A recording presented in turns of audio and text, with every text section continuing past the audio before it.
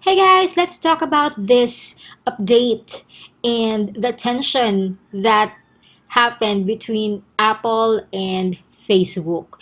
Ayan. So recently, there was an update that Apple launched for those with iOS update or iOS 14 that we have it has an impact for us like Facebook marketers on how we receive and process the information on Facebook.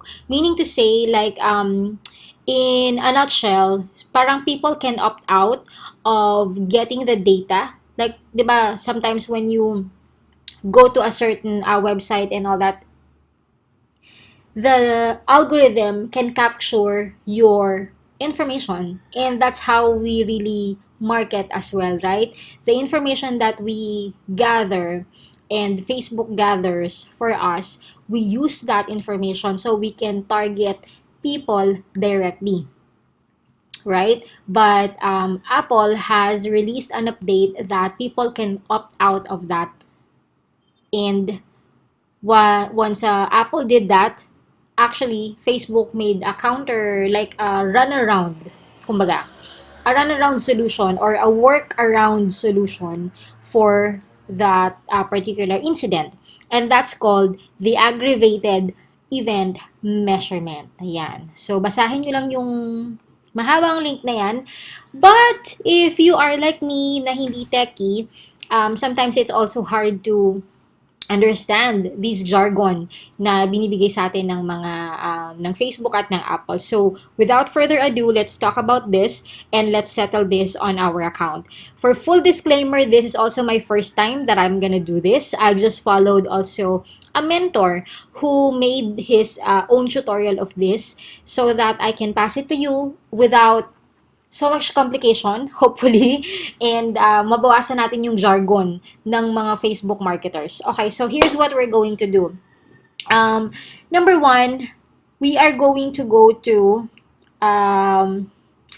the business settings. Okay, niready ko na rin to kaunti para hindi rin ako malito. Let's go to business settings and then down, down, down, brand safety, you click on domains.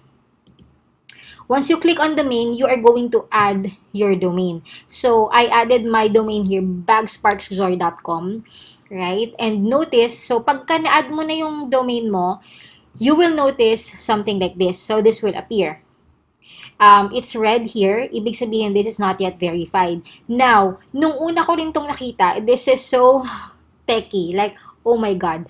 I don't even want to touch this. So, I watched a video from my mentor. Buti na lang, my mentor actually created a video like this. So, susundan lang natin yung ginawa nila. Because in the beginning, right, parang, oh my God, may HTML, may DNS verification and all that meta tag. This is something that I really don't like. And like you, I'm not techie. So, makaka-relate kayo sa akin na I'm doing this and I am coaching people.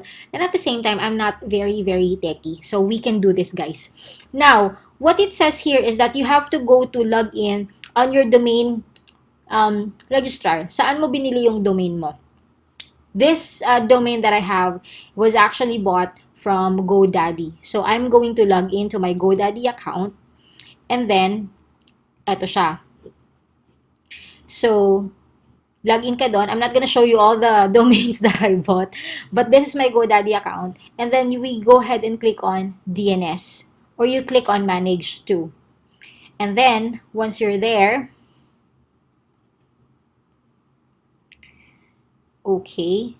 I hope I can give justice to this. Otherwise, I am going to re-record until we get this perfectly. Pero sana makuha ko to ng one shot lang. Ayan. Right. And then next, once we click there, we click on add. Actually, madali lang naman siya.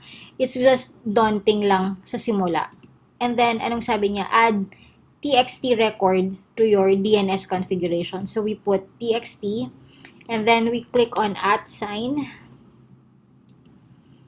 right? Number 3 is add @ in the host field. Okay.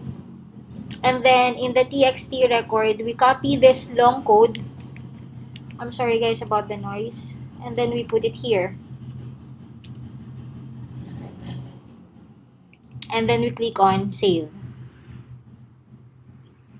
Right? I think we're done. Okay. Now, let's hit refresh.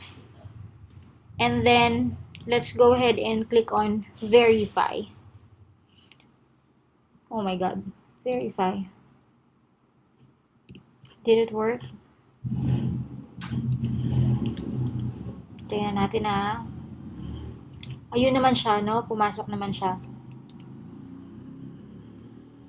Okay, let's give it some time. Kasi baka hindi pa siya na-update. Yun! Yay! Bagsparksjoy.com is already verified. Okay. Kinakabahan ako as I do this kasi this is really my first time in doing this as well. So, let's click on refresh.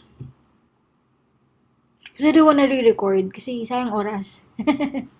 Yan. So, napansin nyo guys, from red, naging green na siya. So, yay! Good job! We have already verified our domain. Madali lang, no? So, simula lang siya, nakakatakot talaga. Next step. So, there are actually 2 steps. So, that's number 1. That's phase number 1.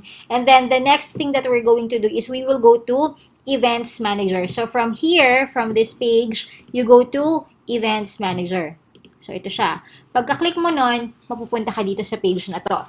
Now, if you don't see this kind of parang face, ibig sabihin daw nun, you are not affected pa by the update. But, if you see this, like yung pixel conversion API and aggregated event measurement na to, if you already see this, ibig sabihin you are already impacted by the update. So, you need to update your settings. So, what we're going to do is go ahead and click on Configure Web Events.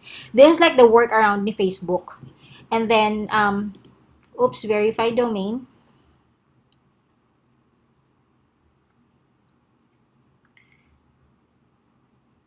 Okay, verified naman na siya. Tama. Tapos,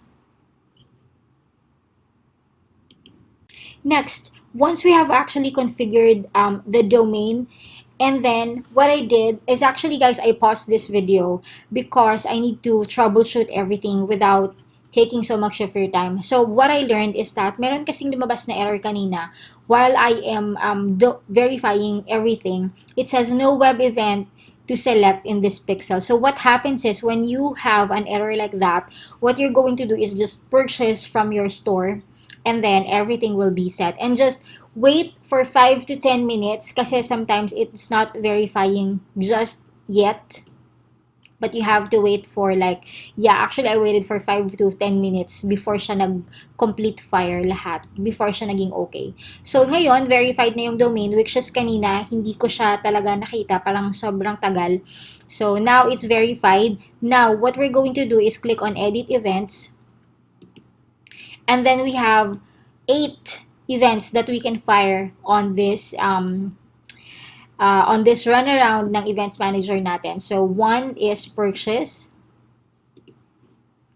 And then,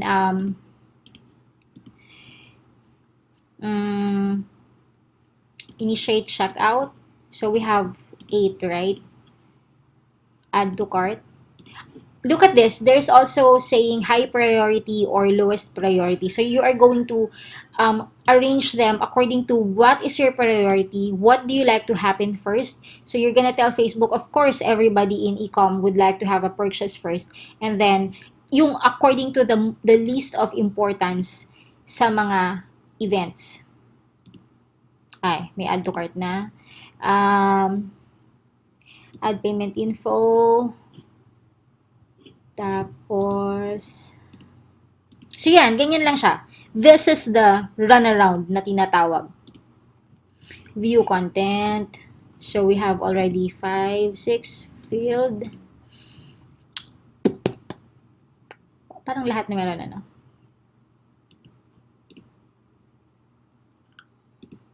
Yeah. So, that's it. I think that's it.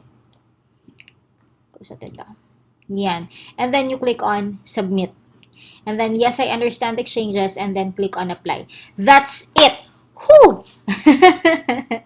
This is my first time to do this, and I am doing it while I'm also recording. So, there's kind of pressure on me.